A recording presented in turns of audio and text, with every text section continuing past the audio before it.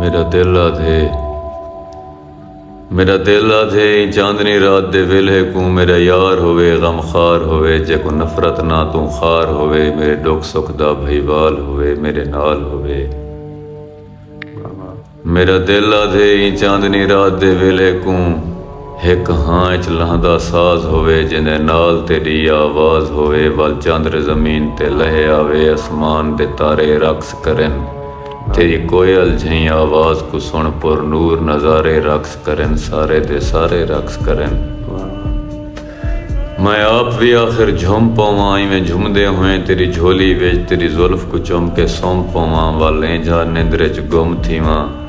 कई सालें दी एक रात होवे मेरे ख्वाबें च भी तेरी तात होवे मेरा सिर होवे तेरी बाँ होवे तेरी जुल्फ दी सिर ते छां होवे